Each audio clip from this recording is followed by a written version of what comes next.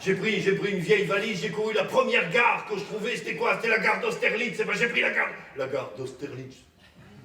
Comment on a pu appeler cet endroit la gare d'Austerlitz? Austerlitz, c'est le soleil d'Austerlitz, d'accord? C'est la victoire de... Tu connais la gare? Peuplée de courants d'air glacés. Ça devrait s'appeler la gare de la Bérésina, toi, le froid. Et là, t'arrives dans cette immensité. En fait, tu sais ce que c'est que la gare de... Hein? Il y a des quais partout. Où tu veux aller, il y a des quais partout. Bon, à Sarlat. Sarlat, t'as deux quais. Un dans un sens, un dans l'autre, voilà, c'est normal. Mais là-bas, il y a des quais partout. Alors, tu cherches un endroit où aller. Moi, je cherchais un endroit pour fuir Paris. Et là, j'arrive devant le panneau des départs, tu sais. Et je cherche, je vois des destinations follement exotiques, des rêves éveillés. Nice, Limoges. Oui, bon, tu vois. Mais c'est pas grave, il s'agit de fuir. Donc là, c'est à gauche, tu vois. Alors, à gauche, c'est là pour toi, mais pour moi, d'accord. Bon, on va prendre ce panneau-là, parce que comme ça, vous l'aurez en face, d'accord. Là, vous avez le panneau. Là, d'accord, t'as Nice, là. Tu veux aller à Nice? Pourquoi pas? Tu vois, à Nice, tu vois. Et là, tu cherches le numéro du quai. Il est à droite. Pourquoi avoir mis entre la destination et le quai toutes sortes de choses inutiles? Type l'horaire, le numéro de train, tu vois. Ce qui fait que ton œil, il faut bien qu'il aille de la gauche à la droite. Et là, pendant ce temps, clac, clac, clac, clac, clac, clac, clac, clac.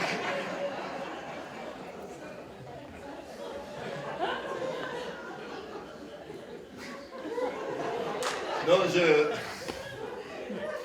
je réalise que mon spectacle va être très pénible pour les moins de 40 ans.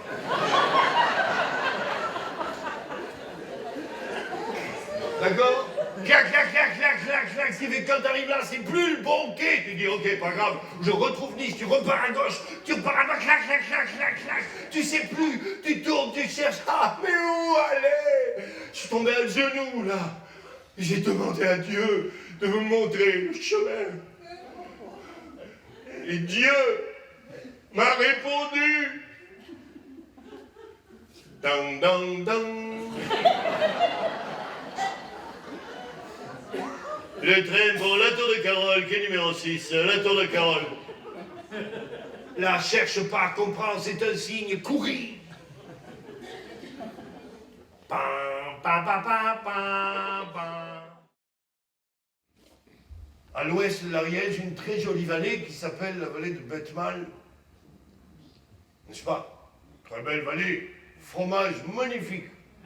Goûtez-le au moins une fois dans votre vie, ça vous ravira le palais.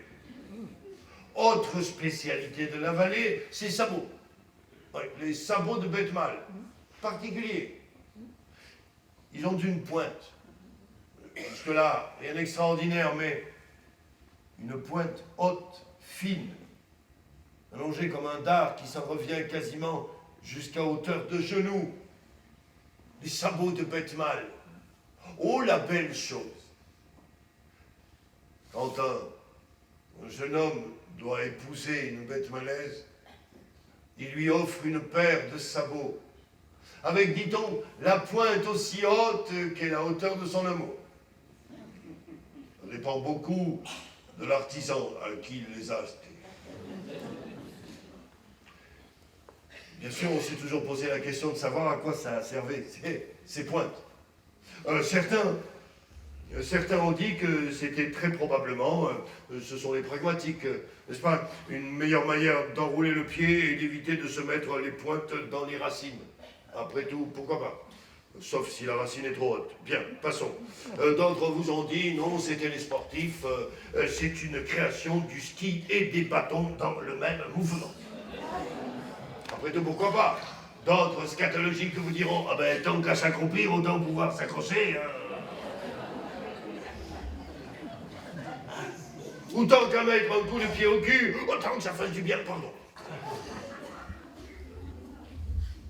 Comme on n'est pas très sûr, il est une histoire. Et cette histoire dit que, autrefois, en des temps anciens, on ne saurait dire quand, la vallée de Bethmal a été envahie.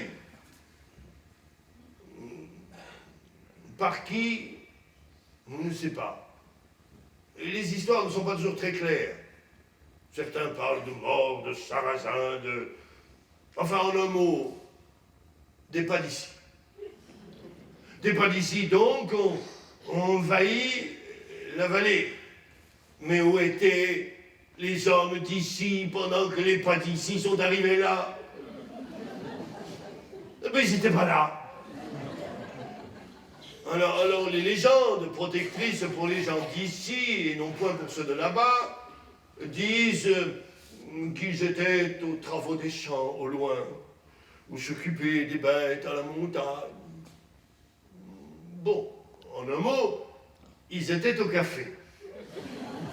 Et donc les pas d'ici en ont profité pour envahir la vallée quand il n'y avait pas les hommes d'ici, ou en tout cas qu'ils étaient là-bas. Par contre, restaient ici les femmes d'ici, au moment où étaient arrivés ceux de là-bas.